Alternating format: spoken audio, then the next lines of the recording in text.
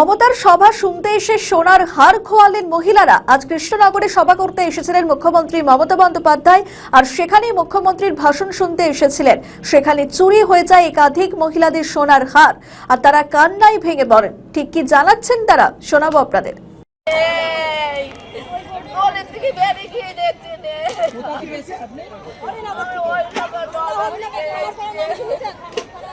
করিমপুর পুলিশকে জানিয়েছেন? পুলিশকে জানান। কজনের হারিয়েছে কজনের?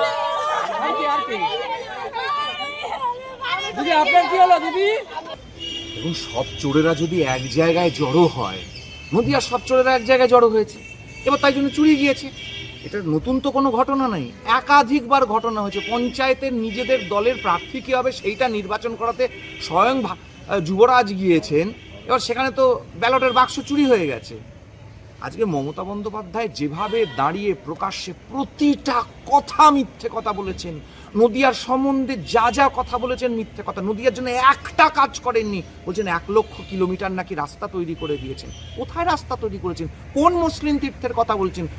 উনি সরপুরিয়া ভাজা মিষ্টির নাম বলতে পারছেন না, ঘূর্ণির মাটির পেতল কোথায় কি হয় উনি জানেন না। পাট সম্বন্ধে কথা বলছেন, পাট নিয়ে কোনো কাজই করেননি, একটা কথা বলছেন না। দেশের প্রধানমন্ত্রী বিদেশে গিয়ে বলছেন পাট হচ্ছে অল্টারনেটিভ।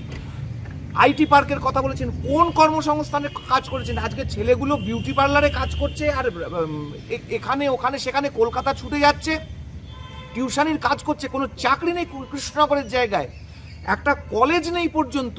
টেকনিক্যাল এডুকেশনের জন্য তাদেরকে হয় রানাঘাট যেতে হচ্ছে, না হলে পরে উত্তর 24 পরগনার অন্য কোনো কলেজে যেতে হচ্ছে। এখানে দাঁড়িয়ে মমতা বন্দ্যোপাধ্যায় যে মিথ্যে কথাগুলো বলেছেন, আজকে সেই একই প্রতিফলন হয়েছে। তার সবাই তার দলের লোকের সোনার হার চুরি হয়ে গেছে। শুধু তো 3 জনের আপনি সোনার হার খুঁজে পাচ্ছেন, আরও দেখুন মোবাইল টোবাইলগুলো গেছে কিনা, পিকপকেট মানি ব্যাগ কতজনের গেছে, আর কি কি গেছে। আপনার নাম, আপনার রাজস্বী লাহিড়ী, রাজ্য বিজেপির মুখপাত্র। আমাদের ভিডিও ভালো লাগলে লাইক ও শেয়ার করুন, কমেন্ট সেকশনে আপনাদের মতামত জানান। আরও ভিডিও পেতে আমাদের চ্যানেলটিকে সাবস্ক্রাইব করুন এবং প্রতি মুহূর্তে খবরের আপডেট পেতে প্রেস করুন বেল আইকন।